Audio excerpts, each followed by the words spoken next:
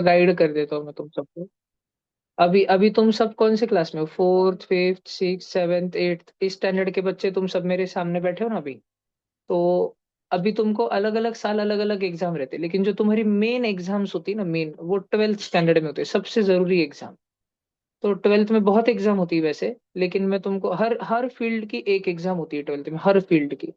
अभी फील्ड मतलब क्या भैया, मतलब जैसे मान लो अगर तुमको इंजीनियर बनना है, इंजीनियर, तो उसकी एग्जाम होती है जेईई। या तुमको अगर डॉक्टर बनना है, उसकी एग्जाम होती है NEET, नीट। या तुमको अगर अकाउंटेंट बनना है, उसकी एग्जाम होती है CA, चार्टर्ड अकाउंटेंट। अगर तुमको फाइनेंस पढ़ना है, फाइनेंशियल नॉलेज गेन करना है, तो उसकी एग्जाम रहती है CFA। अगर तुमको फैशन डिजाइनर बनना है, डिजाइनर, तो उसकी एग्जाम रहती है NID। या तुमको फैशन डिजाइनिंग अलग रहता है और फैशन अलग रहता है। तुमको अगर फैशन, लड़कियों को थोड़ा ज्यादा पता होगा, है ना, फैशन वगैरह ये सारी चीजें, बॉयज को भी पता होगा, तो उसकी एग्जाम रहती है NIFT। या उसके अलावा और एक एग्जाम रहती है UCED।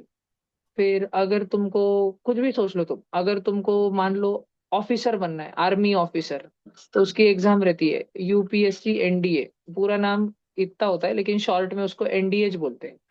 फिर तुम कुछ भी सोच लो अपने मन में, तुमको अगर कुछ भी बनना होगा तो उसकी एग्जाम कौन से बायोकेमिस्ट्री। स्टैंडर्ड में आती है?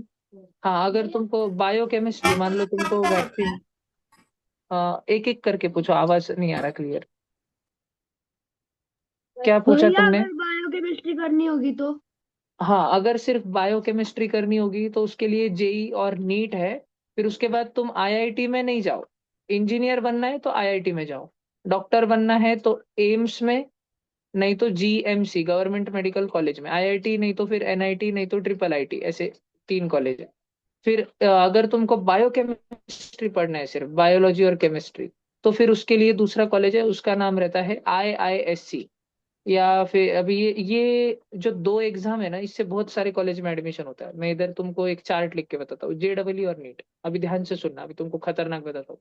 मान लो पहले तो मैं नीट के बारे में तो थोड़ा कम बताता हूँ, जेई के बारे में बताता हूँ। मान लो तुमको साइंटिस्ट बनना है, साइंटिस्ट।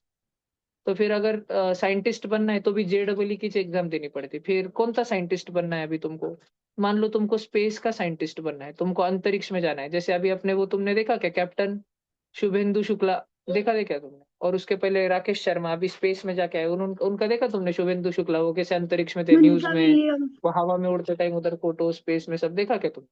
तो अगर तुमको स्पेस साइंटिस्ट बनना है तो उस कॉलेज का नाम है IIST, Indian institute of space technology. ये केरला में है ना, स्पेस साइंटिस्ट। अब साइंटिस्ट बहुत सारा रहता है। अगर तुमको न्यूक्लियर साइंटिस्ट बनना है, वो होमी भाभा के जैसे, डॉक्टर होमी भाभा, ऐसे स्पेस साइंटिस्ट का एग्जांपल पता है तुमको? जैसे डॉक्टर विक्रम साराभाई, सुना है क्या तुमने? या तुमको अगर मिसाइल्स बनाने, वेपन्स बनाने, जैसे डॉक्टर APJ अब्दुल कलाम, है ना, तो इधर APJ अब्दुल कलाम या डॉक्टर विक्रम साराभाई, इनके जैसे बनना है तो IIST में जाना। अगर न्यूक्लियर साइंटिस्ट बनना है डॉक्टर होमी बाबा के जैसे, तो फिर तुमको जाना पड़ता है BARC। या फिर और एक कॉलेज TIFR। अब BARC का फुल फॉर्म क्या है? Bhabha atomic research centre, Mumbai में। या Tata institute of fundamental research, ये भी होता है मुंबई में। अब मान लो तुमको साइंटिस्ट बनना है, लेकिन तुमको बायोलॉजी में, केमिस्ट्री में, एनिमल्स में, फिजिक्स में, ऐसे फिजिसिस्ट बनना है, तुमको आइंस्टाइन जैसे बनना है, न्यूटन के जैसे बनना है। या तुमको जगदीश चंद्र बोस जैसा बायोलॉजिस्ट बनना है, बड़ा सारा।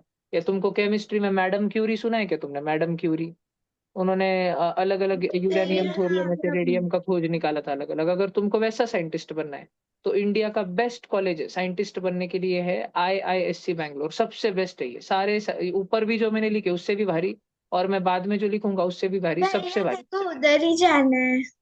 हाँ जी, IISc बैंगलोर, इसका नाम है इंडियन इंस्टीट्यूट ऑफ, SC मतलब science, Indian institute of science Bangalore. ये किसके वजह से बना था?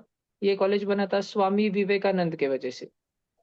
स्वामी विवेकानंद, अब तुम बोलोगे स्वामी विवेकानंद ने कैसे बनाया कॉलेज? तो स्वामी विवेकानंद की बात में हमेशा बहुत दम रहता था। तो उन्होंने उस टाइम हमारे इंडिया के जो सबसे बड़े उद्योगपति थे, सबसे अमीर व्यक्ति थे, उनका नाम था JR टाटा। रतन टाटा सुना है क्या? रतन टाटा के हाँ दादाजी, भैया। जमशेद जी टाटा। तो जमशेद जी टाटा को स्वामी विवेकानंद ने कहा कि देखिए, आपके पास इतना पैसा है, आपका तो ठीक है कि आप विदेशों में चले जाते हो, आपके बच्चों को आप विदेशों में पढ़ाओगे, लेकिन हमारी भारत के जो बच्चे हैं उनको पढ़ने के लिए एक बेहतरीन इंस्टीट्यूट रहे, इसीलिए आपको कुछ करना चाहिए। तो जो जे आर टाटा थे, उन्होंने अपनी पूरी संपत्ति का वन थर्ड हिस्सा, मतलब उनके पास अगर 3 घर थे तो उन्होंने एक घर डायरेक्ट कॉलेज के लिए दे दिया, कॉलेज बनाने के लिए दे दिया उतनी जगह। तो उन्होंने अपनी पूरी बहुत बड़ी संपत्ति भैया का मैंने वन थर्ड बुक हिस्सा। में पढ़ा था, उन्होंने 3 एकर्स की लैंड दी थी इंस्टीट्यूट के लिए। ना ना, बहुत ज्यादा बेटा। वो इंस्टीट्यूट जो है, मैं अगर तुमको साइज बताऊं उसका, IISC कैंपस साइज, तो वो 200-300 एकड़ ऐसे कुछ तो निकल जाएगा, बहुत बड़ा है वो। 400 एकड़ का कैंपस है बेटा वो। 400 भैया एकड़ मैंने पूरा जंगल है, ऐसे जंगल। लिखा था उधर कि 3 एकड़ के लिए। मैं एक और एक बार देखती हूँ। हाँ जी, तब का कुछ अलग आंकड़ा होगा। हाँ सर, मुझे ये देखो हार्वर्ड में स्वामी, जाना है। स्वामी नहीं भैया नहीं, चार हार्वर्ड से ज्यादा चार अच्छा सौ है बेटा। चालीस एकड़ वो जो भैया हाइट मेरा है। हाउस विवेकानंदा है। अच्छा, देखो, हाँ 440 या 400, ये IISC की, ये तो नीचे वाली ऑफिशियल वेबसाइट है, देखो, जिस पे अभी हम आ चुके हैं। अभी जो खुलेगी, दिख रहा है क्या तुमको? ये वहाँ के प्रिंसिपल सर है, ये वहाँ ऐसे। और IISC को स्थापित होके अभी 111 साल हो गए, 111, इतना पुराना है वो। तुम्हारे दादाजी जब जन्मे नहीं थे तब से पुराना कॉलेज है वो। ठीक है, और बहुत ही सुंदर है। मैंने तुमको इसीलिए, स्वामी विवेकानंद का बर्थडे था ना, तो उस दिन मैंने तुम सब बच्चों को एजुकेशनल ग्रुप पे एक वीडियो डाला था। देखो, मैं तुमको 12 जनवरी की तारीख को लेके जाता हूँ। बारह सर जनवरी मुझे को स्वामी भैया विवेकानंद जी मुझे का ऐड बर्थडे है करो ना। ना। करता हुआ मैंने ग्रुप पे लिंक डाली है ना, सबको ऐड होने के लिए, आज ही डाली है वापस से। ये देखो, मैंने क्या डाला था, national youth day. National youth day किसका बर्थडे रहता है? स्वामी विवेकानंद का ना। और स्वामी जी ने उस दिन IISC बैंगलोर का ही रखा था। तो ये 12 जनवरी का वीडियो देखना, एजुकेशनल ग्रुप पे जो भी आता है ना, तुम उसको ध्यान से देखा करो, इतनी भारी भारी चीज है। मेरे पास एजुकेशनल ग्रुप पे डालने के लिए एक दिन में 500 मैसेज आते हैं, लेकिन 500 मैसेज में से मैं गिन के 2 या 3 मैसेज जो सबसे अच्छे होंगे वो वाले डालता हूँ उस पे। ठीक है, बहुत सोच समझ के डालता हूँ हर चीज। अच्छा, वापस आते, 2 मिनट के लिए वापस आते, फिर IISC बैंगलोर। फिर भैया उधर IISC बैंगलोर, आप बोल रहे हो इंडिया का सबसे भारी कॉलेज है साइंटिस्ट बनने का, तो उधर तो बहुत सारे बच्चों की भीड़ आ जाती होंगी नंबर लगाने के लिए, हमको चाहिए हमको चाहिए। तो फिर उधर सिर्फ 120 बच्चे सिलेक्ट होते हैं। कितने बच्चों में से? 40 लाख बच्चों में से। तो भैया फिर हमारा तो लगेगा नहीं, ऐसे सोचना नहीं, बहुत पढ़ाई करना। फिर भाई अगर हमने बहुत पढ़ाई करी पर हाँ, अगर हमारा नहीं लगा तो फिर उसका ही छोटे भाई है, IISC के छोटे भाई है, IISER, आइजर। भैया आइजर मतलब Indian institute of scientific and educational research. भैया ये जैसे IISC जो है बैंगलोर में है, वैसे आइजर की तरह पूरे इंडिया में। हाँ, पूरे इंडिया में म्हणजे कितने सारे हैं? तो पूरे इंडिया में 8 आइजर है, 8। ठीक है, तो भैया इसके लिए भी हमको IIT की एग्जाम देनी पड़ती है। हाउ? देखो, ये 6 सबसे मेन आइजर है। 6 सबसे मेन आइजर, उसमें तुमको एक एक का भी दिखाता हूँ मैं। ये अपना एक रेड रेड कलर का दिख रहा है नीचे, आइजर पुणे, हमारे पुणे में भी है। फिर तुमको एक आइजर तिरुपति दिख रहा होगा। सबसे फर्स्ट कौन सा है? सबसे फर्स्ट आइजर, पढ़ो उसमें गोल घूम के भोपाल। उल्टा पुल्टा। भोपाल। भोपाल। तुमको याद है आइजर भोपाल में मैं गया था, किसको लेके गया था? समन भैया को लेके गया था। समन भैया जब 10th स्टैंडर्ड में थे तभी वो आइजर भोपाल के लिए, देखो इसमें गए थे। भैया भोपाल में अब वो ये गैस लीक तो हुआ था ना। बेटा, भोपाल बहुत बड़ा शहर है, बहुत बड़ा। तो भोपाल इतना बड़ा है, पूरा डिस्ट्रिक्ट प्लेस है, उसके एक कोने में वो सारी चीजें हुई थी। अभी अभी थोड़ी जहरीली गैस रहेगी आप। तो ये आइजर भोपाल का एक ही बिल्डिंग है सिर्फ, ऐसा वो पूरा बहुत बड़ा 50 एकड़ का कैंपस है उधर अंदर। तुमको अगर एक बिल्डिंग से दूसरे बिल्डिंग में जाना है, तुमको अगर साइंस लैब से ऑडिटोरियम में जाना है, तो उधर रिक्शा में बैठ के जाना पड़ता है इतना। ये सिर्फ साइंस लैब है उनका। साइंस लैब नहीं, ये सिर्फ ऑडिटोरियम हॉल ऐसे इतना सा है, ऐसे भलता बड़ा बड़ा रहता है। और ये सब और उधर जो बच्चे पढ़ते हैं ना, देखो अभी ये हॉस्टल वगैरह रहते हैं, हम तो इतना भारी हॉस्टल में रहते हैं उस टाइम से जो बच्चे, देखो ये क्लासरूम रहते हैं उनके, अगर तुमको जाना है तो ऐसे क्लासरूम रहते हैं। हाँ। सर हाँ, काश तो सारे इससे आधे आधे बच्चे मूवी। तुमको वहाँ पे फॉरेन से आए वाले दिखेंगे। अमेरिका से, ऑस्ट्रेलिया से, UK से, इंग्लैंड से, आधे बच्चे उधर से आते हैं और आधे इंडिया के बच्चे रहते हैं। सर मुझे हार्वर्ड हाँ, जाना बेटा हार्वर्ड से ज्यादा अच्छा IISC बैंगलोर। देखो ये हॉस्टल एरिया है, हॉस्टल ये सिर्फ बच्चों के लिए, बच्चे रहते हैं यहाँ पे, ये है। कॉलेज नहीं है। IISc पुणे में। ठीक है, हाँ, तो ये गार्डन है नीचे खेलने के लिए, और उनके अंदर बड़े बड़े क्रिकेट स्टेडियम वगैरह रहते हैं सबके। हाँ हाँ, ये उनका मेस है, बहुत बड़ा। मैं हमने देखा था ना, हम उधर थे ना, देखो ये ऐसे क्लासरूम रहते हैं बड़े बड़े। हाँ फिर सब बहुत जनों से बात करे थे। क्लासरूम है कि हाँ तो थिएटर? ये जो थिएटर तुमको लग थिएटर, रहा है। तुमको जो ये थिएटर लग रहा है, ये उधर क्लासरूम रहते हैं, सारे क्लासरूम ऐसे ही रहते हैं बाप। ठीक है, तो मैं जो क्लासरूम देख के आया था ना वहां से, तो मेरा सपना था कि वो वैसा ही मेरे को क्लासरूम में बनाना है। और वैसा बनाने के लिए हमने उनको कीमत पूछी थी, तो वो बोले कि 5 करोड़ रुपए एक क्लासरूम की कीमत है, ऐसा बनाने की। फिर मैं सोचा कि बनाऊंगा, मैं रुकूंगा थोड़ा आराम से, पर बनाऊंगा मैं क्लासरूम में एक दिन ऐसा। तो ये सारा का सारा नहीं बेटा, तुझसे लूंगा मैं। तुझे भैया मैं फिर बहुत आप पढ़ाऊंगा, फिर मैं बनाने तुझे वाले हो? जॉब पे लगाऊंगा बड़े कंपनी में, फिर तेरी जो पगार है ये ले लूंगा। देखो फिर ऐसे आप ये बड़े बड़े लश ग्रीन वाले हो? कैंपस होते हैं। तो ये आइजर्स होते हैं, बहुत भारी चीज होती है। ठीक है एकदम, देखो ये ऐसे एक क्लासरूम होता है, पॉश लगता है, एकदम भारी भारी लगता है। ठीक है। हाँ तो ये सारा उधर रहता है। अब तुम अगर वीवीएम एग्जाम में अगर तुम सिलेक्ट हुए ना, अभी ये देखो ये आइजर कौन सा वाला ये अंडमान निकोबार में है। तो ये सारा जंगल वाला जो इलाका दिख रहा है तुमको, बीच में तालाब दिख रहा है, बोटिंग वगैरह करने के लिए जहाज वगैरह चल रहे हैं, राफ्टिंग सब रहता है उधर। हाँ तो ये सब कैंपस रहता है पूरा ऐसा आइजर का, हॉस्टल्स वगैरह सब। नहीं तो उधर अंदर रिक्शा ही चलती है ना सारी। हॉस्टल, उधर हॉस्टल रहता है उनको। और उनको वहां पर आइजर में पढ़ने के लिए मंथली स्टाइपेंड मिलता है, महीने का 10,000 रुपए। मतलब वो उस कॉलेज में पढ़ रहे हैं, इसलिए गवर्नमेंट उनको पैसा देती है, क्योंकि वो साइंटिस्ट बनने वाले हैं ना हमारे देश के। इसलिए उनको फर्स्ट ईयर से, जब वो 19 साल के होते तब से महीने का मिलता है। अच्छा ये तो हुई फिर साइंस की बात है। फिर भैया आइजर में भी नहीं लगा तो भैया अगर हमको सिर्फ केमिस्ट्री पढ़ना रहा अलग से, तो केमिस्ट्री के लिए हमारे देश में अलग कॉलेज है, उसका नाम है आईसीटी। ये दो जगह पे। अब भैया आईसीटी में ऐसा क्या है, आईसीटी का फुल फॉर्म क्या है? आईसीटी का फुल फॉर्म है इंस्टीट्यूट ऑफ केमिकल टेक्नोलॉजी। तो इसमें से कौन पढ़ा है? एक आधा भारी मालूम है क्या आपको? जैसे आपने बताया स्पेस साइंटिस्ट में विक्रम साराभाई है, और एपीजे अब्दुल कलाम है आईआईएसटी से। न्यूक्लियर साइंटिस्ट में होमी भाभा थे आईआईएससी। तो हमारे देश के कितने सारे साइंटिस्ट थे उसमें से। एक तो मेरा दोस्त ही है, एक का नाम है डॉक्टर अंशुल काबरा। अभी वो हमारे देश के एकदम one of the very good scientists में आते हैं। उनकी उम्र अभी 22 है, मुझसे भी 1 साल छोटी, क्योंकि वो मेरा जूनियर है। फिर एक का नाम है डॉक्टर, उसका नाम क्या है? भैया ये उसका साइंटिस्ट शक्ल मेरे दिमाग में आ रहा साइंटिस्ट है। में उसका क्यों सरनेम बोलते बता हैं? दो, मैं कासलीवाल। उसका नाम जानने के बाद नाम बता था, मैं नाम भूल गया उसका। लासुरा के गए हो भैया 2 बार ट्यूशन पे। अभी सरनेम गलती। कासलीवाल है, डॉक्टर क्यों बोलते हैं जब ये साइंटिस्ट है तो? हाँ तो डॉक्टर जो है, ये दो जनों को बोला जाता है। एक जो मेडिकल डॉक्टर होता है जो पेशेंट को ठीक करता है, और दूसरा जो साइंटिस्ट होता है। डॉक्टर उसको बोलते हैं जिसके पास बहुत ज्यादा ज्ञान है, ज्ञान का भंडार है जिसके पास। तो जो मेडिकल डॉक्टर होता है वो भी, उसके पास भी ज्ञान का भंडार होता है। वो तो जीवन बचाता है किसी का, कोई मरने पे आया है, उसकी फैमिली रो रही है, उसको मृत्यु के हाथ से छीन के, यमराज के पास से छीन के वापस जिंदा कर देता है। तो उसको डॉक्टर बोलते हैं, वो ज्ञानी व्यक्ति होता है। और नहीं तो साइंटिस्ट जो बहुत बड़ा ज्ञानी होता है। अब आईसीटी जो है, आईसीटी, यहाँ से एक फेमस नाम बताता हूँ मैं, जो आईसीटी से पढ़ा है, वो हमारे देश के बहुत जाने माने व्यक्ति है। तुम गेस करो, तुम में से आधे जन उनका ही मोबाइल फोन अब्दुल यूज करते हो। कलाम। नहीं बेटा, आधे जन उनके ही सिम कार्ड का मोबाइल फोन यूज करते हो। उन, I'm sorry। अंबानी। उनका नाम है अंबानी। मुकेश अंबानी। अंबानी। अंबानी। ठीक है, तो मुकेश अंबानी पढ़े। आईसीटी कॉलेज दो जगह पे महाराष्ट्र में, एक जगह मुंबई में है, और एक और दूसरी जगह जालना में है। मुंबई और जालना, दो जगह पे। नहीं। या और फिर इसके अलावा अंबानी एक और मुंबई में रिसर्च कॉलेज पड़ेगा? है, वो है नाइजर। नाइजर जो है भगवान जगन्नाथ के पास में, एकदम उड़ीसा में। अब जगन्नाथ भगवान कहाँ पर रहते हैं, कौन से शहर में रहते हैं जगन्नाथ भगवान? उड़ीसा तो राज्य है, जगन्नाथपुरी। उस राज्य में पूरी, जगन्नाथपुरी। पूरी मेरे, आपने को निस्ती पूरी भाजी आती।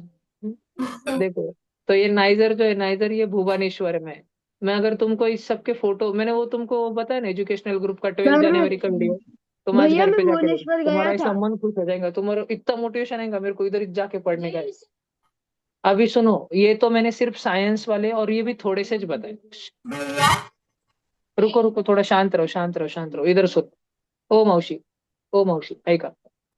अभी और बताता हूँ, वो पेज फुल हो गया ना, तो अगले पेज पे वही आईआईटी की एग्जाम भला क्या, एक ही आईआईटी की एग्जाम से बता रहा हूँ। ये जेडबलई, ये जेडबलई मतलब आईआईटी, जेडबलई आईआईटी, आईआईटी जेडबलई। तो जेडबलई के एग्जाम से मान लो तुमको बनने का है एस्ट्रोनॉट, वो जो अंतरिक्ष में जाता है। तुम स्पेस साइंटिस्ट मतलब जो रॉकेट बनाता है, एस्ट्रोनॉट मतलब जो उस रॉकेट में बैठ के अंतरिक्ष में जाता है। तो अगर तुमको एस्ट्रोनॉट बनने का है, अंतरिक्ष में जाने का है, या फिर तुमको एस्ट्रोफिजिसिस्ट बनने का है, तुमको एलियंस के बारे में पढ़ने का है, तुमको मार्स के बारे में पढ़ने का है, तुमको टेलीस्कोप बनाने हैं, तुमको मून पे जाता है ना विक्रम रोवर, वैसा वो रोबोट बनाने का है, सर तुमको एलियंस चंद्रयान 4 होते हैं। बनाने का है, तुमको चंद्रयान 5 बनाने का है। तो फिर उसके लिए कौन से कॉलेजेस है बताओ, क्या किनको बताओ। सर एलियंस अच्छा, भी होते हैं। फिर मैं तुमको एक काम करता हूँ, मैंने एक मैं अपने प्लेलिस्ट इसको। बना के रखी हुई है। उस प्लेलिस्ट में मैंने हमारे इंडिया के जितने भी ऐसे एलियन बिलियन के ऊपर जांच करने वाले जो कॉलेजेस है, उसकी मैंने एक यादी बना के रखी है। वो तुमको शेयर करूँ क्या, तुम देखोगे क्या? हाँ भैया। भैया पर बताओ। ऐसा मैंने सुना है कि अगर किसी को खुद की ओन कंपनी मतलब उसे एंटरप्रेन्योर बनना है तो वो कोई भी डिग्री लेके उसके बारे में कंपनी। बस बताता हूँ, वो भी बताता हूँ, 2 मिनट रुको बता। देखो, ये हमारा क्लास का चैनल दिख रहा है, श्री राम विद्या प्रतिष्ठान। लेकिन क्लास के चैनल पे प्लेलिस्ट नहीं दिखेगी। अब अलग अलग मैं तुमको बताता हूँ। ये तो देखो, मंगलयान के बारे में बताया मैंने, फिर एस्ट्रोसैट और ये सारा, फिर इसरो, फिर एनसीआरए, इस संस्था का नाम क्या है? एनसीआरए, किधर है ये? पुणे। फिर सर और एक उसके बताता हूँ। नीचे का फिर दिखाओ। ये इधर देखो, ये है उत्तराखंड में, हिमालय के पहाड़ों में है। ये देवस्थल नाम है इसका, देवस्थल। फिर ये देखो, ये बैंगलोर में है, एरिस नाम है इसका, Aryabhatta research institute of observational sciences, ये बैंगलोर में है। ठीक है। फिर उसके बाद में देखो, ये लद्दाख में इतना खूबसूरत आसमान दिखता है, वहां से इतना खूबसूरत दिख रहा है फोटो में। ठीक है, तुम उधर जाओगे, आंखों से देखोगे तो तुम स्तब्ध रह जाओगे, पागल हो जाओगे, तुम इतना भारी दिखता है, इतना सुंदर, कभी भूल ही नहीं पाओगे अपनी जिंदगी में तुम। फिर ये लीगो है, लीगो ये भी बैंगलोर में है, LIGO, लीगो। ठीक है, लीगो का नाम रहता है लेजर इंटरफेरेंस ग्रेविटेशनल ऑब्जर्वेटरी। वो तुमको दक्षिण में जाके पढ़ना पड़ेगा। फिर उसके बाद में ये है, ये मेरा फेवरेट है, मुझे इधर पढ़ना था पर मैं ट्यूशन लेने लग गया, Indian institute of astrophysics.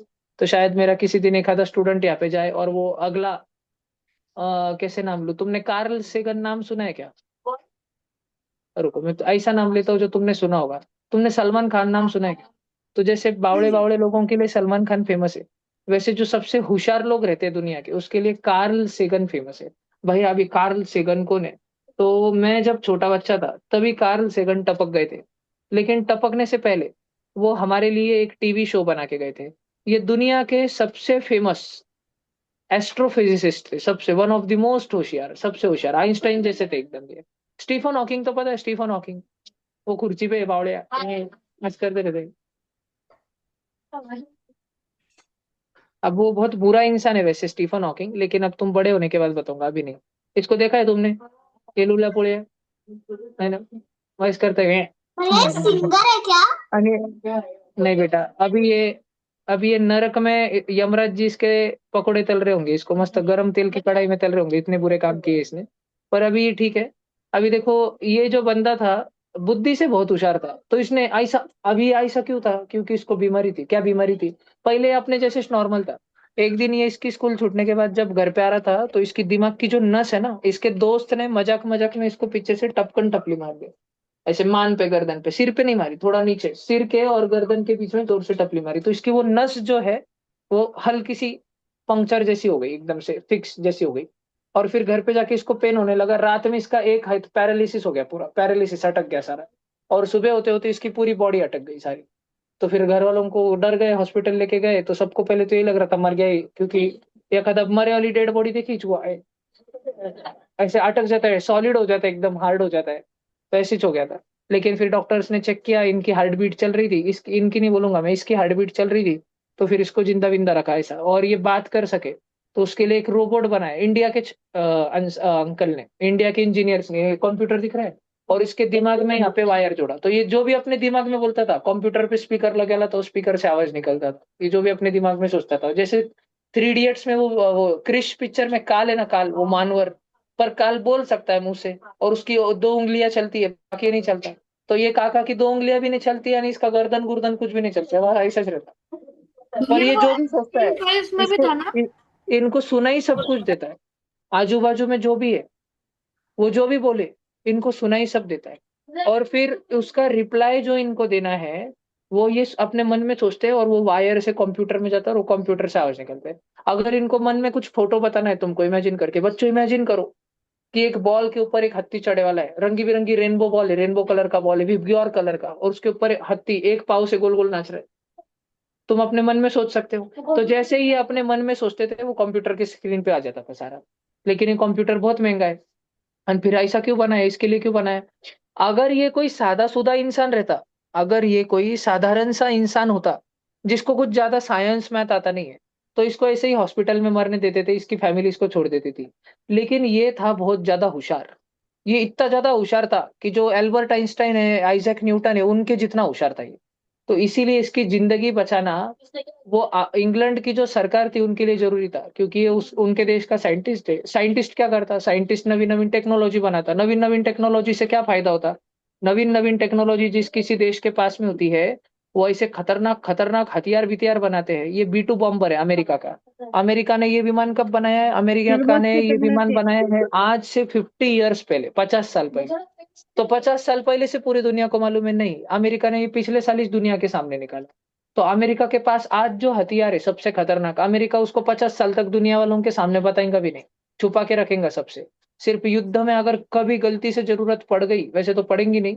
America 50 साल पहले जो बनाया था, उससे आज वो पूरी दुनिया जीत सकता है। तो आज उसने जो बना के रखा है, चोरी छुप के छुपा के रखा है पूरी दुनिया की नजरों से, उसको 100 साल बाद दुनिया के सामने निकालेगा। ये अमेरिका ने कब बनाया था?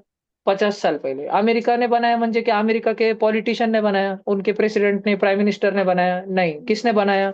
साइंटिस्ट ने बनाया। इसीलिए किसी भी देश के लिए उसके साइंटिस्ट, कोई भी देश के लिए उसके साइंटिस्ट बहुत जरूरी होते हैं। और इसीलिए जो इंग्लैंड की सरकार थी, वो इस महंगे बूंगे राक्षस के ऊपर इतना खर्चा करी, और इसके लिए ऐसा कंप्यूटर विम्प्यूटर करी, और फिर इसको एक बार येड़े को घूमने के लिए इंटरनेशनल स्पेस स्टेशन में भी भेजी। तो यहाँ अंतरिक्ष में देखो गोल गोल घूम रहा है, दिख रहा है क्या तुमको? और ऐसा ही, अब भले ही, ओके, बात समझ आ रही है?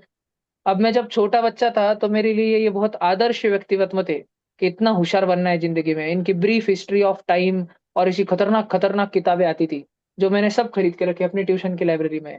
पर हाल फिलहाल में इनकी मरने के बाद इनके बारे में कुछ ऐसी बातें पूरी दुनिया को मालूम पड़ी, जिससे ऐसे लोगों पर हमको घिन आनी चाहिए। अभी छोड़ो, अभी तुम इधर देखो। फिर इंडिया में मेरा फेवरेट क्या है? अगर तुमको ऐसा बनना है होशियार, अल्बर्ट आइंस्टाइन जैसा बनने का, तुमको न्यूटन के जैसा, कि एक दिन जब छोटे छोटे बच्चे स्कूल जाएंगे, तो उनके स्कूल के साइंस लैब में या क्लासरूम में साइंटिस्ट की फोटो लगी होगी, तुम्हारी भी फोटो लगी होनी चाहिए ऐसा। जैसे जगदीश चंद्र बोस थे, या सीवी रमन थे, डॉक्टर सीवी रमन। वैसा अगर तुमको अपना नाम चाहिए, तो ये institute, Indian institute of astrophysics. और क्या पता तुम इसमें पढ़ते पढ़ते एक दिन एलियंस ढूंढ लो। क्या पता एक दिन तुमको आसमान से नंगा पुंगा टिंगा पुंगा ओम मिश्रा गिरते हुए दिखे। ठीक है, जैसे पी के मूवी में आमिर खान आ गया था वैसे। देखो, फिर ये आईयूसीए है, ये पुणे में, इंडियन नहीं, international union for astronomy and astrophysics, C का मतलब मैं भूल गया। देखो फिर आगे ऐसा सारा सारा है। अब देखो, ये एक वीडियो है यूट्यूब पे, देखो video, how to become astrophysicist in India. Bharat में रह के एल्बर्ट आइंस्टाइन या स्टीफन हॉकिंग जैसा कैसे बने? तो फिर ऐसे जो वीडियो, अगर तुम यूट्यूब पे कचरा देखने के बजाय, आइए दोस्तों, मैं सौरव जोशी, आज हम देखेंगे, hello guys to my new vlog, इसके जगह अगर तुम ऐसी काम की चीजें देखो, तो तुम बहुत होशियार बनोगे। ठीक है, तुम्हारी जिंदगी कुछ और बदल जाएगी। और जिस जैसे तुम अभी घर में रहते हो, जैसे फैमिली तुम रहते हो, उससे तुम्हारी मान प्रतिष्ठा कई गुना ज्यादा, तुम अपनी फैमिली की मान प्रतिष्ठा बढ़ा दो। तो तुम एस्ट्रोनॉट और एस्ट्रोफिजिसिस्ट भी बन सकते हो। मैंने तुमको बहुत सारे बताए ना इसमें, ये भेज दूंगा मैं तुमको, फिर इधर ध्यान से सुनो। अब पर इसमें ये एक बहुत एस्ट्रोनॉट जरूरी और चीज आती है। एस्ट्रोफिजिसिस्ट एक ही मतलब ना मुन्ना ना, अलग अलग होता है। एस्ट्रोफिजिसिस्ट ज्यादा करके अंतरिक्ष में जाता नहीं है, वो धरती पे रह के सारे अंतरिक्ष के बारे में, ब्रह्मांड के बारे में पढ़ता है। ब्रह्मांड के अलग अलग रहस्य को, हमारी दुनिया किसने बनाई, भगवान ने बनाई, फिर भगवान को किसने बनाया, ऐसे क्वेश्चन के आंसर पता करने की कोशिश करता है। और एस्ट्रोनॉट वो होता है जो मस्त एस्ट्रोनॉट का सूट घाल के, अभी मून पे तो बहुत बार जा गए हैं अपन, अभी इंडिया वाले तो जाने वाले 2035 में, तो क्या पता आज मैं तुम में से ऑफलाइन ऑनलाइन इतने सारे बच्चों को पता पढ़ा रहा हूँ, और आज से ठीक 9 साल बाद 2035 में तुम में से एक आधा बच्चा रहे इंडिया के स्क्वाड्रन में, जो चंद्रमा के ऊपर पहली बार कोई इंडियन पैर रखने वाला हो। मून के ऊपर उतरो तुम सूट बूट डाल के, मून के ऊपर सोचो उधर कितना सन्नाटा होगा। दूर दूर तक कोई जीवित प्राणी नहीं है, बस तुम और तुम्हारे दो या तीन और साथी एस्ट्रोनॉट, और तुम मून पे उतर रहे हो, you are the first Indian. और तुम अंदर एस्ट्रोनॉट, तुम्हारी शिप उतरने के बाद अंदर स्टोन पेपर सीजर खेल रहे हो कि पहले कौन उतरेगा जिसका हिस्ट्री में नाम फेमस हो जाएगा, क्योंकि जो भी पहला उतरा सब टीवी पे दुनिया में न्यूज में उसके बारे में चर्चे हो रहे होंगे। सर ध्रुव सोच के देखो। भी और साइंटिस्ट है। वो भी इतने बड़े बड़े शहर, मुंबई, पुणे, बैंगलोर, दिल्ली, कलकत्ता, इतने बड़े बड़े शहरों के बच्चे नहीं होके लासुर स्टेशन जैसे या ऑनलाइन इतने छोटे मोटे गाँवों के साधारण से बच्चे, इतने साधारण से फैमिली से वहां तक पहुंचने वाले बच्चे होंगे। लेकिन उसके लिए तुमको सौरव जोशी ब्लॉग्स नहीं, भैया तुमको मुझे एक यूट्यूब पे ऐसी क्वेश्चन है। चीजें इस बचपन से देखनी शुरू करनी पड़ेंगी। फिर शायद एक छोटा सा चांस है, छोटा सा भैया चांस कि शायद तुम वहां सिलेक्ट हो जाओ, तुम्हारा सिलेक्शन हो जाए मून पर जाने के लिए। अभी और बताता हूँ, 2 मिनट रुकना। अभी देखो ये है वैक्सीन रिसर्च। वैक्सीन रिसर्च भैया म्हणजे कोरोना आया था ना, कोरोना। तो कोरोना आया था तो अपने को सबको 1 डेढ़ साल अंदर बैठना पड़ा। अब तुम्हारे लिए तो मजे मजे थे, तुम्हारे स्कूल को निश्चितदान के बाद छुट्टे थी। आणि तुम्हारे घर वालों को तुम्हारे लिए लैपटॉप, नहीं भैया कंप्यूटर, फोन ऑनलाइन। लेना पड़ रहा था मस्त ऑनलाइन क्लास करने के लिए। तो तुम्हारी तो मज्जा थी, तुम 5 घंटा स्कूल करते थे, उसमें भी मम्मी बाजू में गई तो तुम यूट्यूब देखते बैठते थे। आणि उसके बाद तो दिन भर फोन तुम्हारे पास में रहता था, मम्मी धपा धप पटके मारती थी फोन छीनने के लिए, फिर भी तुम मम्मी झगड़ा करके फोन देखते बैठते थे, तुम्हारी तो मजे मजे चल रहे थे। भैया लेकिन ध्रुव रहते भी साइंटिस्ट है। लेकिन नहीं नहीं, ध्रुव राठी पागल है।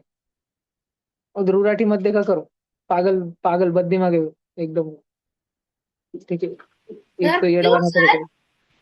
बताऊंगा बेटा, अभी तुम बहुत छोटे वालों को, बड़े होने के बाद किसको भी पूछना ध्रुव रेड्डी कैसा है, सब बोलेंगे पागल है, येड़ा बनाते रहते हैं निस्ता, येड़ा खा के सर पेड़ा। मुझे मेरे एक बार पापा बोलते हैं वो देखने मैं का। भी जब छोटा बच्चा था तुम्हारे जैसे फैन था उसका, फिर धीरे धीरे हमको समझ आया कि पागल इंसान है। इंडियन भी नहीं है, एक तो नाम ही इंडियन है, सिर्फ इंडियन भी है नहीं, जर्मन सिटीजन है, उधर से बैठ के इंडिया को दिन भर गालियां देते रहता है अलग अलग वीडियो में, और साइंस की वीडियो बना देता है छोटे मोटे बच्चों के लिए ताकि बच्चों को लगे बहुत भारी है। और देखो इधर देखो, तो ये वैक्सीन रिसर्च जो है, वैक्सीन रिसर्च, ध्यान से सुनना। ये वैक्सीन रिसर्च जो है ये पूना में होती है, पूना में। ठीक है। अब ये पूना में ऐसा क्या है, पूना में है NIV। भैया NIV का मतलब क्या, क्या CID के जैसे, क्या दया दरवाजा तोड़ो?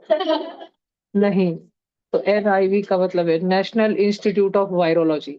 और ये बहुत रिस्की रिसर्च है, रिस्की, कोई भी रिसर्च रिस्की होती है भैया, रिसर्च रिस्की होती है मतलब, जैसे मान लो तुम रॉकेट बना रहे हो, रॉकेट टेस्ट कर रहे हो और धक्कन दिशी रॉकेट फूटा और तुम उड़ गए, ब्लास्ट हो गए।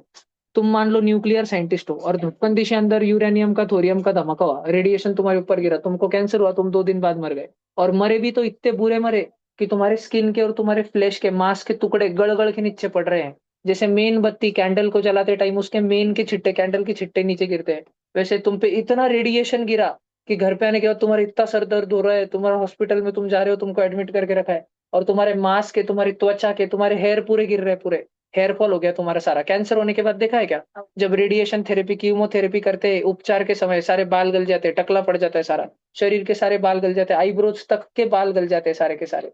उसके बाद में अगर पेशेंट सहन न कर सके तो मृत्यु हो जाती है। और अगर उस पर रेडिएशन पड़ा, अगर न्यूक्लियर साइंटिस्ट है वो, वो मैडम मेरी क्यूरी के जैसा, और उस पर रेडिएशन पड़ा, तो हाथ के, मांस के, फ्लैश के, गाल के, आंखों की, ऐसी पूरे निकल जाते, रेडिएशन से गिर जाते सारे ऑर्गन और मर जाते हो तो।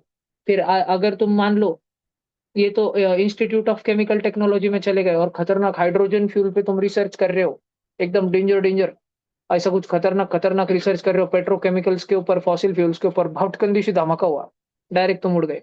फिर उसके बाद में तुम चले गए वैक्सीन रिसर्च, ये सबसे मेरे को खतरनाक लगता है, क्योंकि इधर ये रिस्की इसलिए लगता है क्योंकि इधर दुनिया के सबसे खतरनाक वायरस कोल्ड स्टोरेज में रखे वाले रहते हैं, दुनिया के सबसे खूंखार वायरस। अगर वो उधर से बाहर लीक हो गए, अगर वो दुनिया में फैल गए, अगर वो पूना से उस लैब में धमाका हुआ और वो बाहर फैल गए अगर, तो महाराष्ट्र की आधी जनता खत्म हो जाएंगी। वो वायरस अगर फैल गया तो इतना खतरनाक वायरस वहां पे रखे वाला रहता है कंटेन करके। तो उधर जाने के लिए भी इतना स्ट्रिक्ट रहता है, उधर कोई भी आंडू पांडू व्यक्ति नहीं जा सकता। वो एकदम खतरनाक सिक्योरिटी जोन रहता है, खतरनाक उधर। अभी उसमें बहुत लेयर्स है कि कितनी सिक्योरिटी रहती है, बाहर पूरे आर्मी रहती है, पूरी बटालियन रहते हैं, स्क्वाड्रन रहते हैं, फिर अंदर और पुलिस कंटेनमेंट ऐसे चलता है। और वो ऊपर नहीं बनाते बिल्डिंग, अंडरग्राउंड में बनाते हो, जमीन के नीचे खोद के अंदर बिल्डिंग रहती है। जैसे तुमने देखी होंगी 20 फ्लोर की इमारत ऊपर, वैसे 20 फ्लोर की इमारत अंडरग्राउंड रहती है। और उसमें सबसे आखिरी मंजिल 20वें फ्लोर पे वो वायरस रखा रहता है, ताकि अगर वो लीक भी हो जाए कैसे बाकी हवा करते में, हैं? तो वो जो लोग वहां पर फंस चुके हैं उनको वही फंसा देंगे उधर डायरेक्ट। और जो 20वें फ्लोर से लेके 15वां फ्लोर है वो सील कर देंगे, वो अंदर के लोग उधर ही टपक जाएंगे, उनको पता रहता है अगर लीक हो गया तो उधर ही टपक जाएंगे, वो बाहर नहीं आ सकते। क्योंकि वो आए तो उनके साथ वायरस भी आएगा ना। तो वो, हाँ, तो उनको सैलरी मिलती रहेंगी, वो मरने के बाद उनके फैमिली वालों को भी सैलरी वगैरह मिलती रहती है।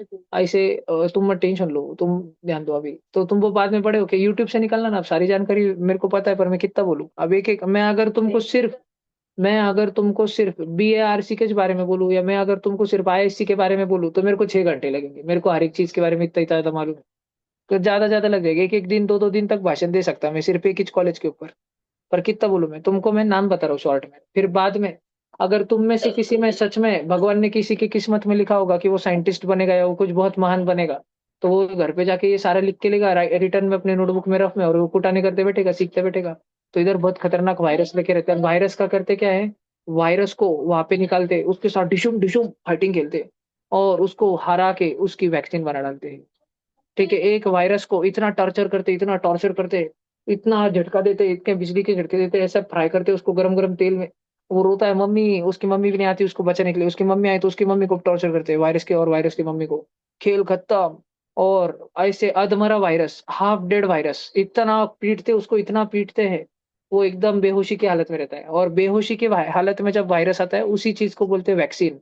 और फिर वो बेहोशी वाला वायरस इंजेक्शन में भर के डॉक्टर आके कच्चे दे बेटा, डायरेक्ट तुमको इंजेक्शन दे देता है। और वही जो वायरस तुम्हारे बॉडी में जाता है, लेकिन अब वो वायरस अपनी पूरी शक्ति में नहीं है, उसको इतना धोए वाला है, इतना धोए वाला है कि वो आधा थके वाला है, अभी आधा मरे वाला है वो। तो तुम्हारी बॉडी में जैसे जाता है, तुम्हारी बॉडी एकदम अलर्ट होती है, अरे कौन तो घुसा, system alert, bing bing bing bing bing bing, system alert. तो तुम्हारे सारे जो से रेड ब्लड सेल होते हैं, व्हाइट ब्लड सेल होते हैं, सारे के सारे उस पर टूट पड़ते हैं। कौन आला रे, कौन आला, वायरस आला रे, वायरस आला। और सारे के सारे उस पर टूट पड़ते हो, डिशुम डिशुम डिशुम, उसको इतना मारते हैं, और पहले से जो आधा मार खा के आए वाला रहता है। तो तुम्हारे व्हाइट ब्लड सेल को अब वायरस आधा मार खा के आए वाला रहता है, फिर भी तुम्हारा व्हाइट ब्लड सेल जब उसको मारने आता है, तो धपक्कन वो व्हाइट ब्लड सेल को मार देता है। फिर तुम्हारा दो दो व्हाइट ब्लड सेल मारने आते हैं, तो दो दो व्हाइट ब्लड सेल को मार देता है। फिर 40-40 व्हाइट ब्लड सेल पांड्रा पेशा वायरस को मारने को आते हैं, तो 40-40 पांड्रा पेशा को एक साथ वो पिक्चर के हीरो जैसे उड़ा देता है। पर जब 1 लाख व्हाइट ब्लड सेल उस पर हमला करने आते हैं, उसको दबोचते, घेरते, मारते, फिर उसका गेम खत्म हो जाता है। इसमें तुम्हारे शरीर के बहुत सारे व्हाइट ब्लड सेल खत्म हो जाते हैं। तो वैक्सीन लेने के बाद तुम्हारे व्हाइट ब्लड सेल और वायरस के अंदर जो युद्ध चल रहा होता है, उसके वजह से तुम बीमार पड़ जाते हो। इसलिए डॉक्टर बोलता है लस घेतली, 1 दिवस 2 दिवस आराम करा। तुमने देखा होगा तुम्हारे पापा तुम्हारे मम्मी ने जब कोरोना की वैक्सीन ली होंगी, तो उनको 1 दिन ताप आया होगा, 2 दिन ताप आया होगा, बुखार आई होगी, थोड़ा सा टेम्परेचर बढ़ा होगा, वो रेस्ट कर रहे होंगे, खांसी बढ़ी होगी, सर्दी बढ़ी होगी, बहुत ठंडी बजी होगी उनको, शॉल ले लेके सोए होंगे। और 2 दिन बाद वो ठीक हुए होंगे, क्योंकि वायरस का गेम खल्लास था। लेकिन रियल वायरस का, कि आधमरे वायरस का, आधमरे, आधमरे मतलब आधा मरे वाला, ऐसा वायरस जिसको तड़पा तड़पा के, जिसमें कोई शक्ति नहीं बची है, ऐसे वायरस को तुम्हारे शरीर में डालते हैं। लेकिन भैया, अगर ऐसा वायरस छोटे से बच्चे के शरीर में चले गया, जिसके व्हाइट ब्लड सेल पूरे तैयार नहीं है, तो फिर बेटा उस बच्चे का खेल खत्म हो जाएगा। तो फिर उस बच्चे को वैक्सीन नहीं देते क्या? तुम लोगों को कोरोना की वैक्सीन दी क्या? छोटे छोटे बच्चों को नहीं दी, क्योंकि कोरोना की वैक्सीन इतनी पावरफुल थी, अगर तुमको देते थे तो वायरस का नहीं, तुम्हारा गेम खत्म हो जाता था। बात समझ रही क्या तुमको? अब कोई कोई लोग थे, उन्होंने वैक्सीन का पहला डोज लिया, कोई कोई लोग थे, उन्होंने वायरस का पहला डोज लिया, आधमरे वायरस का, उनकी बॉडी ने उस वायरस को मारना सीख लिया। तो वायरस का भाई जो हवा में से सामने से उड़ के जा रहा था, वो बहुत रोया, मेरे भाई को मारा तुमने, मेरे भाई को मारा तुमने, रुको तुमको बताता हूँ इंसानों। और फिर वो गया, फिर वो 1 महीने तक ब्रह्मदेव की तपस्या किया, और वो म्यूटेट होके वापस आया, म्यूटेट होके यानी और शक्तिशाली होके अपना रूप बदल के आया। तो फिर तुमने कोरोना में सुना था क्या? Delta virus, delta variant.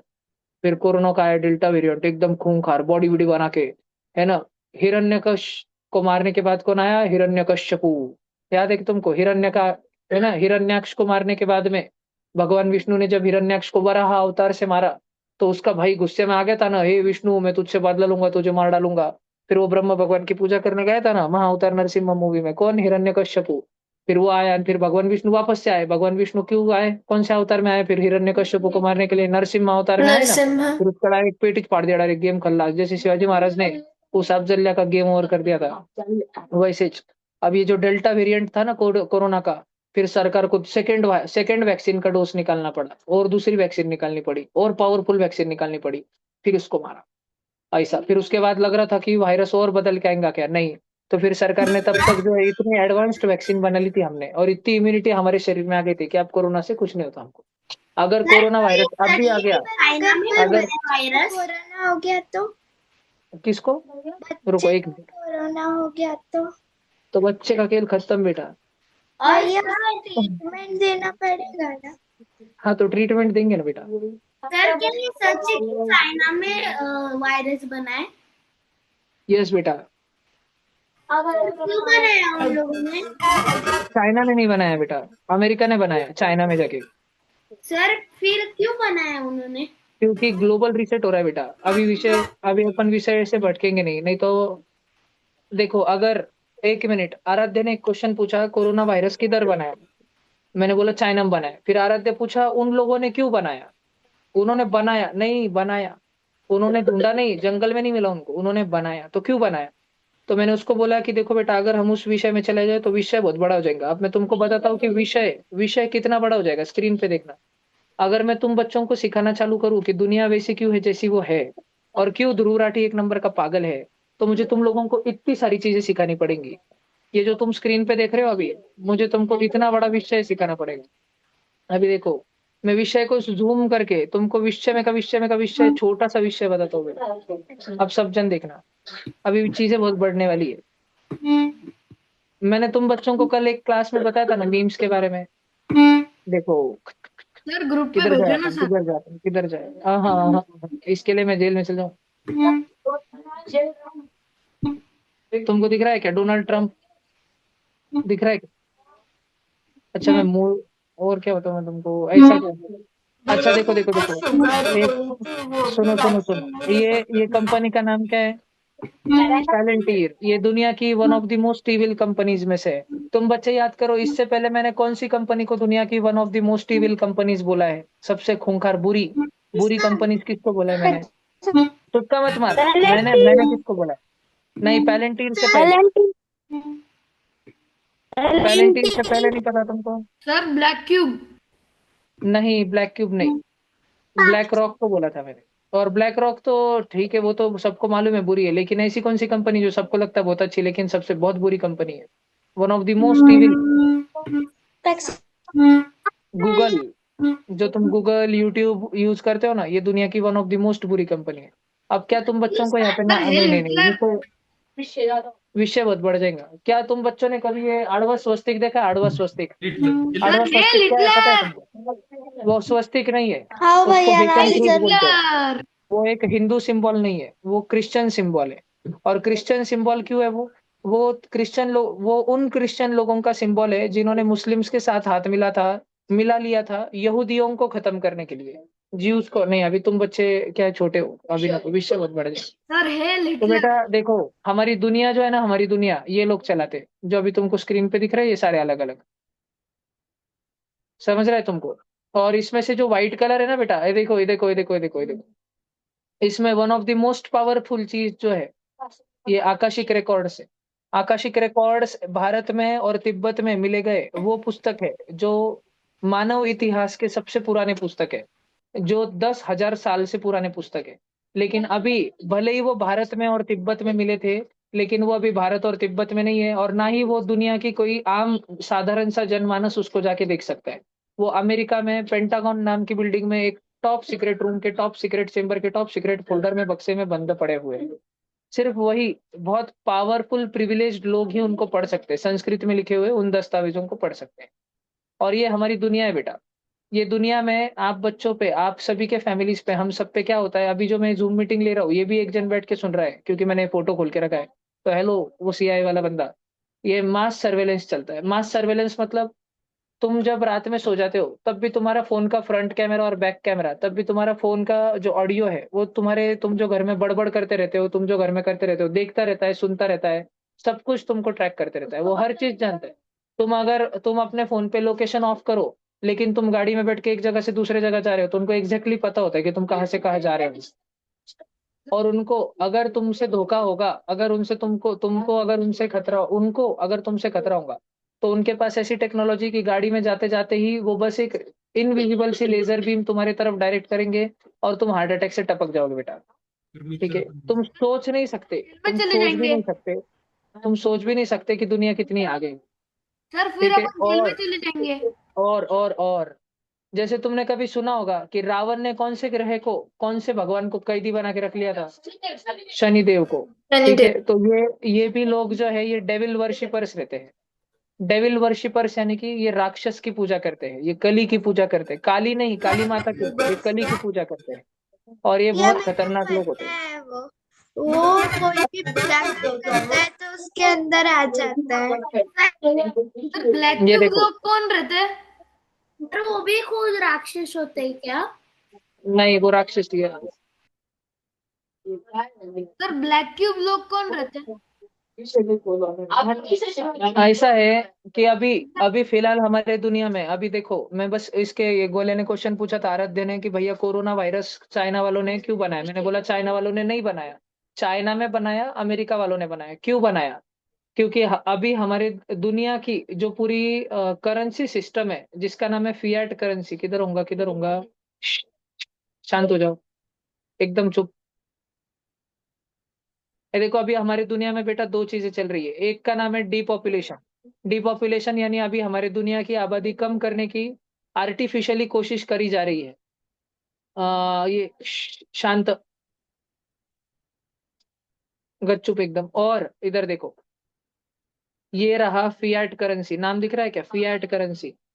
ये जो सिस्टम बनाया गया था इंडिया जैसे developing, India, Brazil, Iran, Venezuela जैसे डेवलपिंग कंट्रीज को कब्जा करने के लिए, कि इंडिया के लोगों को लगे कि वो आजाद हो गए हैं लेकिन एक्चुअल में हम गुलाम रहे। ये सिस्टम अभी टूट रहा है। ये सिस्टम जो है जिन बुरे लोगों ने बनाया था वो उसको टिका नहीं पा रहे, क्योंकि इंडिया बहुत पावरफुल हो गया और ब्राजील बहुत पावरफुल हो गया और चाइना उनके प्लेबुक के हिसाब से जो उन्होंने स्क्रिप्ट लिखी थी कि चाइना को कैसा कैसा दुनिया के सामने नाटक करना है, वैसा चाइना सुन नहीं रहा, रशिया वैसा सुन नहीं रहा। तो ये जो इनकी स्क्रिप्ट थी बुरे बुरे लोगों की, ये फेल हो रही है, ये फ्लॉप हो रही है।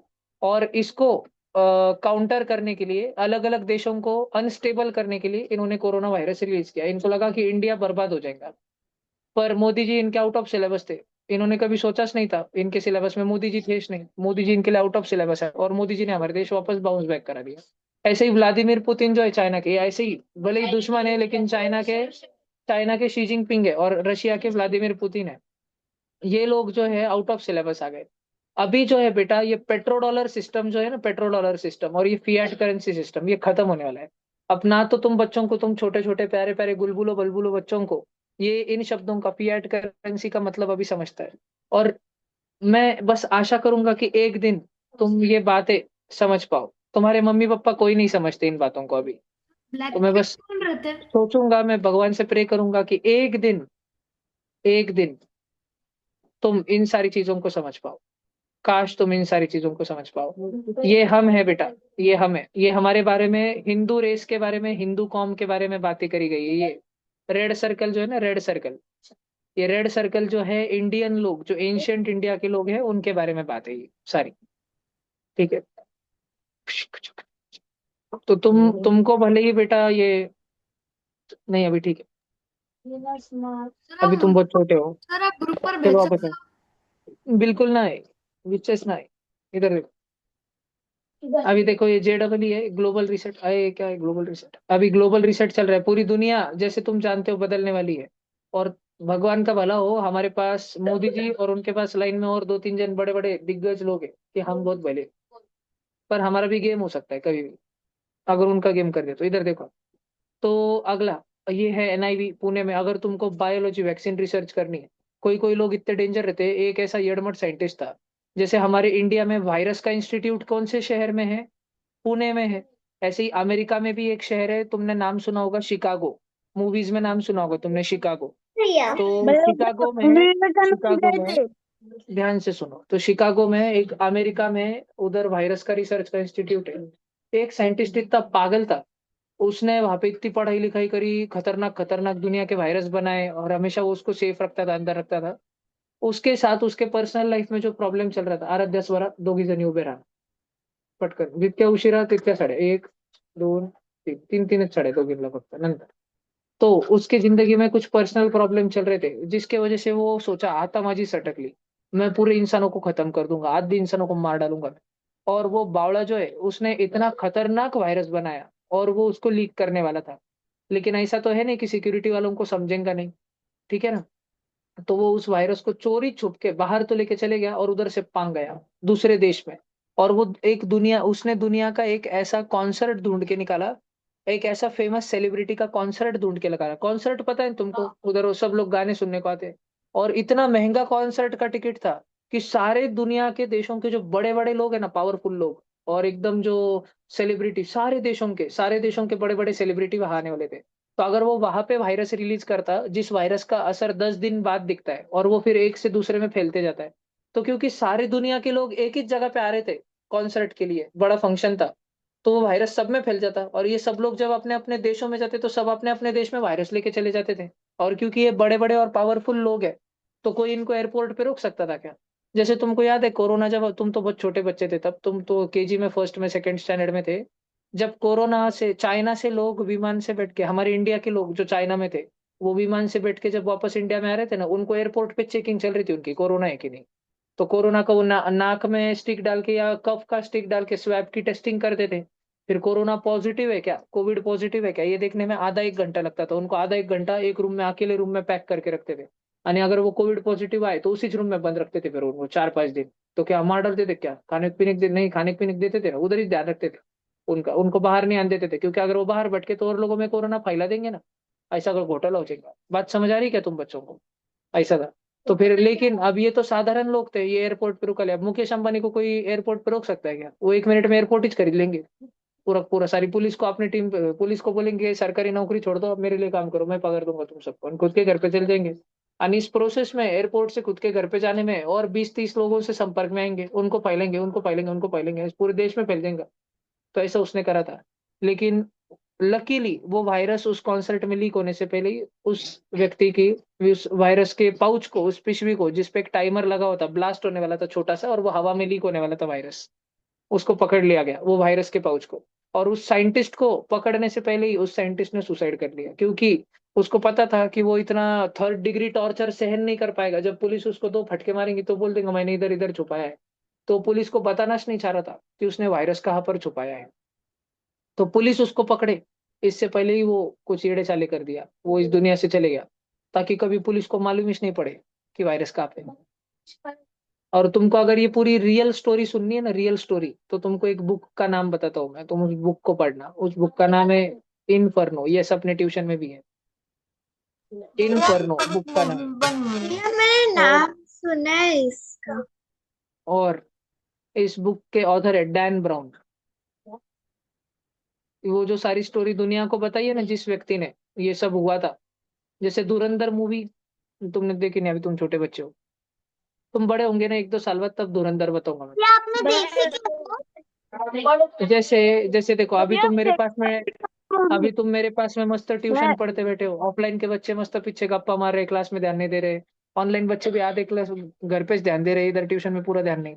और जब इस समय पे तुम मस्त आराम से फैल के अपने घर में या इस ट्यूशन में मेरे सामने बैठे हुए हो, हमारी इंडियन आर्मी जो है अभी भी एकदम बर्फीले पहाड़ों में भी अभी खड़ी है, वो हमारे देश की सुरक्षा करती। और उनसे भी खतरनाक पाकिस्तान में अभी शाम के बज रहे होंगे 5, 5:30, 6, उधर भी बज रहे होंगे ना पाकिस्तान में। उधर हमारे इंडिया के जासूस जो है, कोई जासूस रिक्शा वाला बन के घूम रहा होगा, बैठा रहूंगा, आइए भाईजान बैठिए, और उसको छोड़ रहा हूँ, उससे पैसे ले रहा हूँ, फिर अपने शाम में घर पे जाएंगे, उधर पाकिस्तानी बन के रह रहा हूँ, कोई भिखारी बन के रह रहा हूँ, कोई सेब का गाड़ा है, किसी का हाथ गाड़ा है, एप्पल बनाना फ्रूट्स बेचने का गाड़ा होगा किसी का, कोई तो जासूस मस्जिद का मौलाना बन के बैठा होगा। उनकी जिंदगी कितनी खतरे में होगी अगर पकड़े गए। अगर पकड़े गए तो चमड़ी उधेड़ दी जाएंगी उनकी, इतना बुरा टॉर्चर होगा उनका। पाकिस्तान वाले छोड़ेंगे उनको?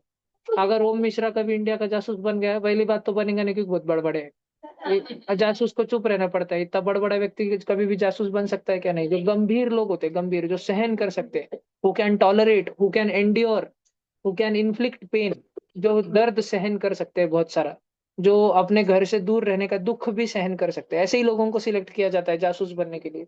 तो अगर वो जासूस है, अगर ये पाकिस्तान वालों को मालूम पड़ा वो भी इंडिया का जासूस है, दूसरे कंट्री का तो छोड़ो, इंडिया का जासूस है, पाकिस्तान वाले इसको रखेंगे क्या? जिंदा रखेंगे उसको? नहीं।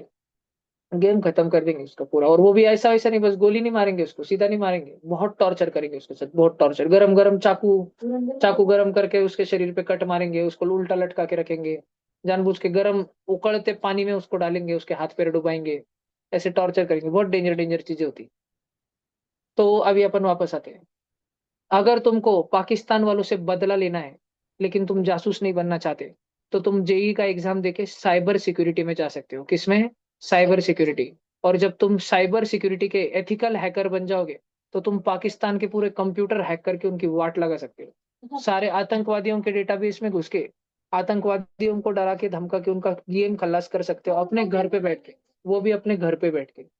और वो टेंशन मत लो, उनमें भी बहुत डेंजर डेंजर लोग रहते हैं जो तुम्हारे घर में घुस के तुम्हारी भी वाट लगा सकते हैं। तुम्हारे पूरी घर की बिजली एक बटन में बंद कर सकते हैं, तुम्हारा इन्वर्टर का फ्यूज उड़ा सकते हैं एक बटन पाकिस्तान में बैठ के दबा के। और सेम चीज तुम भी कर सकते हो, इंडिया में 4 बटन दबा के आधे पाकिस्तान की बिजली उड़ा के रख सकते हो। अंधेरा रहेगा तो उनका आर्थिक नुकसान होगा, बड़ा आर्थिक नुकसान होगा उनका। तो ये साइबर सिक्योरिटी में भी तुम जा सकते हो, लेकिन अगेन साइबर सिक्योरिटी में हमारे देश के सबसे होशियार बच्चों को ही जाने को मिलता है। और एक विशेष एग्जांपल है, हमारे लासुर स्टेशन से ही अभी एक भैया आईआईटी कानपुर में सिलेक्ट हुआ है इस चीज के लिए। लेकिन इन बच्चों की ट्रेनिंग कैसी होती है, ये सिलेक्ट तो हो जाते हैं, पेरेंट्स को तो कौतुक रहता है, वो तो बहुत भारी बात है, लेकिन इनकी ट्रेनिंग है तो ये एकदम टॉप सीक्रेट है। फिर वो किधर रहते हैं, किसके साथ रहते हैं, उनका घर किधर रहता, कुछ मालूम नहीं पड़ता। बस इतना मालूम रहता वो है उनकी फैमिली ऐसी ऐसी। बाकी तो कितने सारे तो साइबर सिक्योरिटी वाले ऐसे रहते हैं जिनके फैमिली को लगता है कि ये तो हमारे मेरे पापा तो बैंक में नौकरी करते हैं, और उनके पापा रोज जाते हैं बोल के कि चलो बैंक की नौकरी। और बैंक का बाहर पार्टी भी लगाई रहती है, SBI, state bank of India, और अंदर जाने के बाद अंदर सीक्रेट रूम रहता है, उधर बैठ के अलग काम चलते हैं। तो वो जो जनता आती जाती है उनको लगता है बैंक में आ रहे जा रहे, पर बैंक में भी अंदर 4 कमरे अंदर जाके दूसरे फ्लोर, जो फ्लोर उधर आम जनता के लिए नहीं रहते, उधर ऐसे सारे काम चलते हैं। तो खतरनाक खतरनाक काम चलते हैं। तो अगर तुमको, अब आज मैंने तुमको ज्यादा करके कौन सी एग्जाम के फायदे बताए, JEE।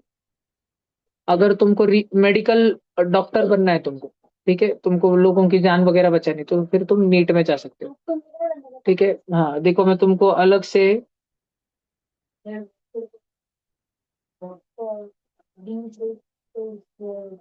बहुत सारे लोगों की जब मृत्यु होती है ना, तो वो क्या करते हैं, वो बोलते हैं हमारे बॉडी को जलाओ मत, ये कॉलेज के बच्चों को दे दो, कॉलेज के बच्चे हमारी डेड बॉडी को काट कूट के ह्यूमन बॉडी स्टडी करेंगे। तो फिर देखो ये ऐसी डेड बॉडी है, अब डरना मत। और ऐसे डेड बॉडी, ये अब ये किसी पर्सन की डिसीज्ड बॉडी है जो मर चुका है, फिर उस पे थोड़े केमिकल छिड़कते हैं उस बॉडी पे, ताकि वो मरे वाली बॉडी बास ना मारे और सड़े नहीं।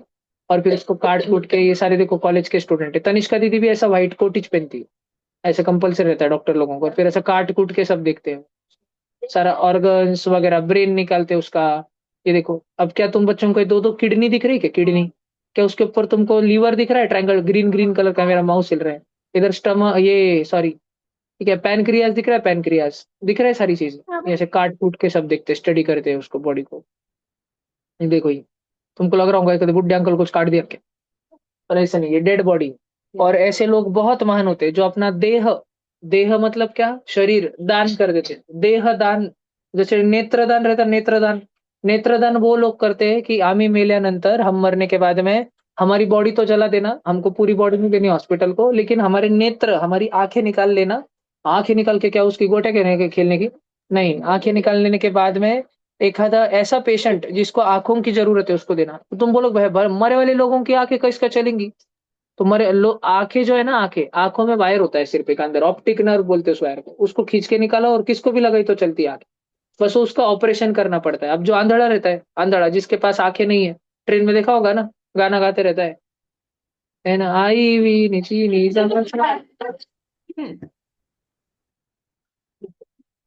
मजाक में थोड़ा होगा तो तो फिर अपनी आंख निकाल के, मरे वाले पेशेंट की आंख निकाल के, जैसे तुम्हारे घर पे कोई डेड होता है, तुमने डॉक्टर को बोला ना, तो फिर डॉक्टर आते हैं और उनके पास रहता है वो इक्विपमेंट, वो आंखें निकाल के लेके चले जाते हैं, सेफ रख के आंखें, और बाकी बॉडी तुम्हारे पास ही रहती है घर पे, तुम्हारे जो भी परिवारजन रहेंगे उनकी। फिर उनकी आंखें ले जाके जो भी ब्लाइंड पेशेंट होगा उसके बॉडी में लगा देते हैं। अगर वो ब्लाइंड पेशेंट के पास में फिर उतनी ऑपरेशन की फीस होनी चाहिए।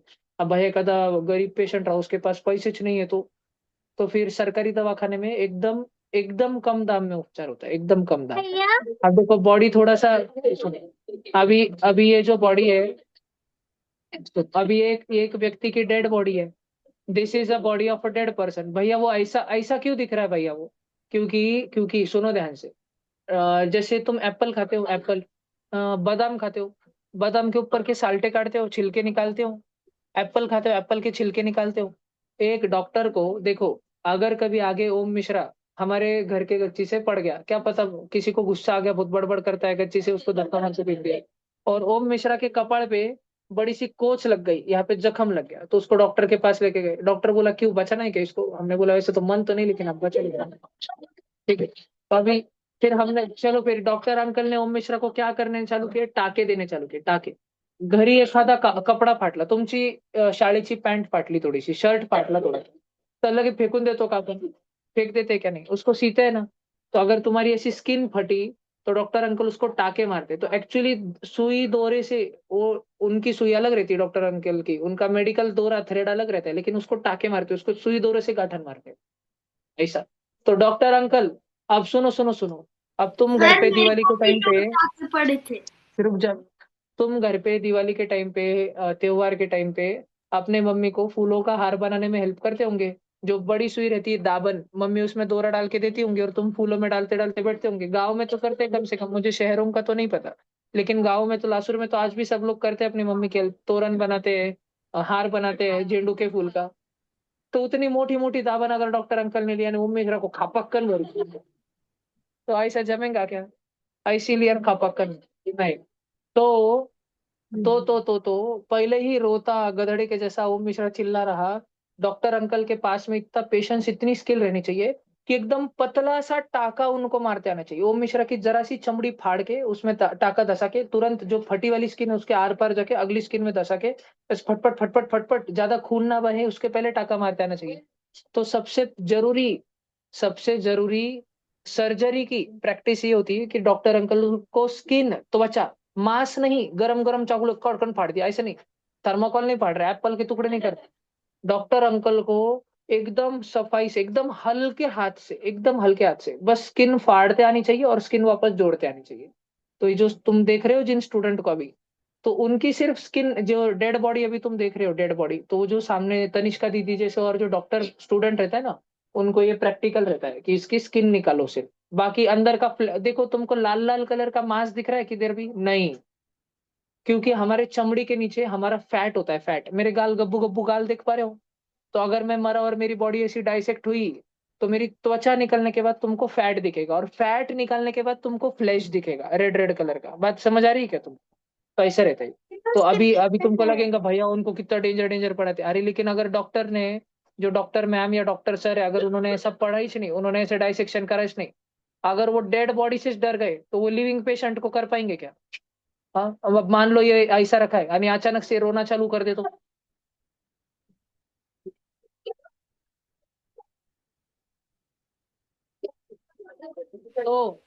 डॉक्टर डॉक्टर को तो डॉक्टर की तुम कमाल सोचो ना, डॉक्टर को तो लिविंग पेशेंट को ट्रीट करना पड़ता है. एक तरफ उनको मन में गुस्सा आ रहा होता है, वो पेशेंट को बोलना चाहते हैं चुप बैठ, शांत रहे, तेरे को ठीक कर रहा हूं मैं, लेकिन वो ऐसा बोल नहीं सकते. उनको सेम टाइम पे पेशेंस रखना पड़ता है, उनको बहुत पेशेंस रखना पड़ता है, और उनको पेशेंट को हमेशा, छोटा बच्चा रहा तो और ज्यादा पेशेंस रखना पड़ता है, उसको शांत रखना पड़ता है और उसको ठीक करना पड़ता है. तो तुम देख सकते हो क्या? इसलिए डॉक्टर को दूसरा भगवान कहते हैं, क्योंकि वो जीवन बचाता है, वो प्राण बचाता है. भैया मतलब प्राण वही हर लेने वाले एमबीबीएस। यमराज से भी डॉक्टर प्राण बचा के ला लेता है. बात समझ आ रही है क्या? और अगर तुमको डॉक्टर बनना है, तो फिर सबसे बेस्ट कॉलेज कौन सा है? एम्स दिल्ली. तो भैया मेरे किसी ना किसी मामा दिन, उधर सिलेक्ट हो गए। हाँ जी, किसी ना किसी दिन तुम सपना रखो कि तुम एम्स दिल्ली में सिलेक्ट हो जाओ पढ़ने के लिए. ठीक है, किसी ना किसी दिन इतने बड़े संस्थान में, हमारे देश के सबसे बेहतरीन संस्थान में, जहाँ पे खुद मोदी जी भी अगर बीमार हो गए तो मोदी जी खुद उनका इलाज करवाने आते हैं. ठीक है, मोदी जी खुद अगर बीमार हो गए तो मोदी जी खुद इलाज करवाने आते हैं. ऐसी जगह पे तुम अपना सिलेक्शन करवाने का ख्वाब रखो. और वो एग्जाम कौन से स्टैंडर्ड में आएगी? ट्वेल्थ में. लेकिन उसके लिए अभ्यास अभी से करना पड़ता है. कैसी भैया पढ़ाई करनी मतलब वही पड़ती है? एमबीबीएस। फोर्थ में, एक मिनट बालक, फोर्थ में स्कॉलरशिप की पढ़ाई, अगेन फिफ्थ में स्कॉलरशिप नवोदय की पढ़ाई, सिक्स्थ में भास्कराचार्य की होमी बाबा की पढ़ाई, सेवेंथ में भास्कराचार्य वीवीएम की पढ़ाई, एनएसओ आईएमओ की पढ़ाई, एट्थ में वापस से स्कॉलरशिप, एनएसओ आईएमओ वीवीएम वगैरह की पढ़ाई, आईओक्यूएम की पढ़ाई, एनएससीजेएस की पढ़ाई, नाइन्थ में होमी बाबा की पढ़ाई, टेंथ में अलग अलग एंट्रेंस एग्जाम्स की पढ़ाई. इतनी पढ़ाई अभी से इसलिए करनी पड़ती है क्योंकि एम्स दिल्ली में जाना है 25 लाख बच्चों को, जाते हैं सिर्फ 60। तो इसका मतलब ये नहीं कि बाकी के वेस्ट डॉक्टर से नहीं, बाकी के भी बहुत शानदार है, लेकिन 25 लाख बच्चे जिनको डॉक्टर बनना है उनमें से सिर्फ 50,000 बच्चे एमबीबीएस डॉक्टर बन पाते हैं। 0,0,0,0,0,0,0,0 यानी 250 बच्चे बैठे तो 5 जन बनेंगे, यानी हमारे ट्यूशन के पूरे बच्चे ऑफलाइन ऑनलाइन बैठ जाए तो सिर्फ 5 जन डॉक्टर बनेंगे। इतनी हार्ड होती है वो एग्जाम। अब टेंशन ना लो, हमारी ट्यूशन में इतने मूंगे बच्चे नहीं बनाता हूँ मैं, क्योंकि मैं ट्रेन करता हूँ। तो अगर मेरे पास ट्यूशन में 250 बच्चे रहे तो 250 बच्चे अगर डॉक्टर बनना चाहते हैं तो 250 में से मैं 200 प्लस को बना दूंगा। करीब करीब 100 से 200 प्लस को मैं बना दूंगा, जबकि नॉर्मली 250 में से कितने जन होते हैं? हाँ, 200 ज्यादा बोल दिया मैंने, करीब 100 को बना दूंगा। और अगर बच्चों की चाहत रही तो सबके सब भी बन जाएंगे, पूरे भी बन सकते हैं, सारे बन सकते हैं। भैया और मेरे बच्चों की चाहत नहीं रही तो 100 भी नहीं बने, एक भी नहीं बने। भैया हमारे संगमनेर से सिलेक्ट हुए। तो फिर जिनको ज्यादा है वो आगे रहे। समझ रहा है क्या? आज आज का सेशन अच्छा लगा क्या बच्चों तुमको? नॉलेजफुल लगा? हाँ हाँ भैया अपना बहुत। हाँ सिलेबस रहेगा। भैया। अभी सुनो सुनो, एक नोटिस, हाँ सुनो भैया। सुनो सुनो सुनो सुनो सुनो सुनो। 24 जनवरी सैटरडे, उद्या सारे ऑनलाइन बच्चों का, सारे ऑनलाइन बच्चों का सीवी रमन एग्जाम का फॉर्म में भरने वाला हूँ। और आपका एग्जाम सेंटर आपके घर के एकदम नजदीकी आएगा। ऑनलाइन सर बच्चों, अगर आवाज सुनाई दी भैया। क्या? ऑनलाइन बच्चों, आवाज सुनाई दी सबको? सर मैं कल भैया मैं नहीं ले सकता। सुनो सुनो सुनो, कल शाम 4 बजे से लेके रात के 9 बजे तक जूम मीटिंग रहेगी एक। थोड़ा सा टाइम चेंज हो सकता है, लेकिन सिर्फ जो ऑनलाइन बच्चे, यानी वो बच्चे जो लासुर स्टेशन में नहीं रहते, उनका सीवी रमन एग्जाम का फॉर्म भरा जाएगा। तो सर वो बच्चों भैया ने जूम अगर मीटिंग ज्वाइन करनी थी। लासुर स्टेशन या लासुर गांव में रहने वाले बच्चों का फॉर्म बाद में भरा जाएगा। बाकी सारे बच्चों का जो लासुर स्टेशन या लासुर गांव में नहीं रहते उनका कल ही भरा जाएगा। मुझे नहीं कल कल क्लास को, नहीं हूँ। कल चाटे स्कूल की गैदरिंग है। और मैक्स करीब 50% बच्चे हमारे क्लास के उधर है और स्कूल के है। 50% है, नहीं उससे कम है, 40% है। तो इसीलिए कल क्लास नहीं रहेगा, टीचिंग क्लास, लेकिन मैं फॉर्म भरूंगा। और सुनो, जो भी ऑनलाइन बच्चे कल क्लास में रहेंगे, आज का अगर सेशन तुमको अच्छा लगा हो तो कल मैं तुमको fashion designing, designing, architecture, interior, NEET, ऐसे अलग अलग फील्ड की जानकारी देना पसंद करूंगा। तुम चाहते हो क्या? हाँ सर। चाहिए? भैया भैया। कल मैं नहीं हूँ। और कल के लिए मैं प्रिपेयर करके पहले से फोटो भी निकाल के रखूंगा सारे, मैं तुमको बहुत सारे फोटोज बताऊंगा सर अलग अलग कॉलेजेस कुछ के, भैया अगर अलग स्कूल के अलग उधर बाद क्या जो करा गया अर्जेंट उसके। बताने वाले हो क्या आप? ठीक है।